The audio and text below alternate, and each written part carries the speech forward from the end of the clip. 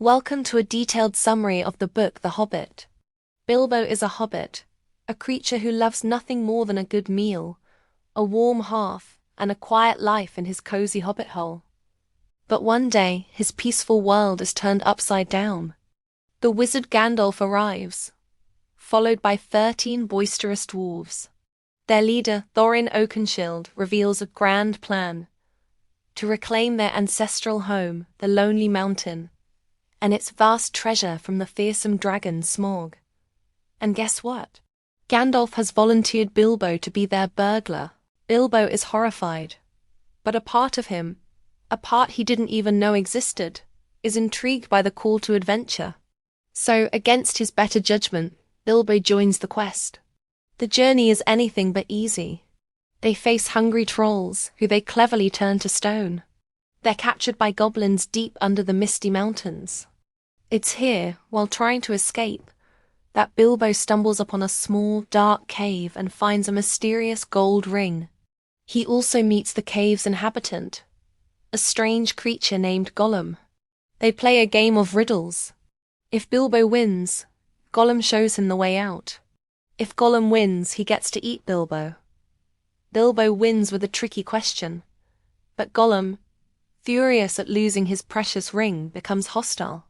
Bilbo discovers the ring makes him invisible and uses it to escape the goblin tunnels and Gollum's clutches.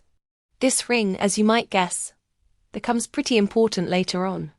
Reunited with the dwarves, the company continues their perilous journey. They're chased by giant wolves called wargs and rescued just in time by giant eagles. They venture through the dark, enchanted forest of Mirkwood, where they battle giant spiders and are imprisoned by the wood elves. With some clever thinking and the help of his magic ring, Bilbo frees his friends by packing them into barrels and sending them floating down the river. Finally, they reach Lake Town, a settlement of men near the Lonely Mountain.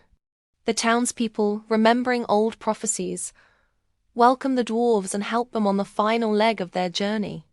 The company finds the secret entrance to the mountain, and Bilbo, as the designated burglar, is sent inside.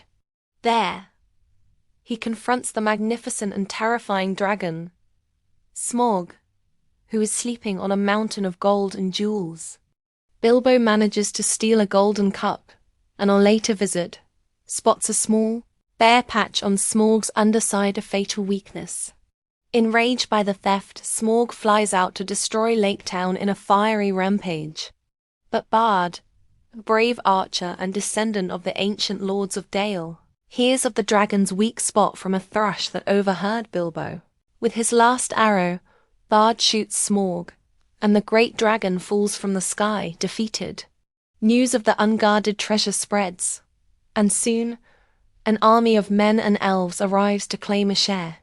Thorin, consumed by greed, what they call dragon sickness, refuses to part with a single coin.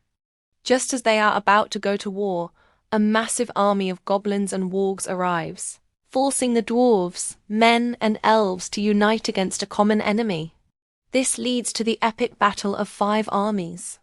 In the fierce battle, many fall, including Thorin, who reconciles with Bilbo just before he dies. The battle is won, the treasure is divided, and a new king is crowned under the mountain. A weary but changed Bilbo Baggins finally returns home to the Shire. He's no longer the same hobbit who left. He's seen the world, faced down dragons, and discovered a courage he never knew he had. He returns with a few chests of treasure and, of course, a certain magic ring, ready to write down his incredible story. And that, my friends, is how a simple hobbit went there and back again.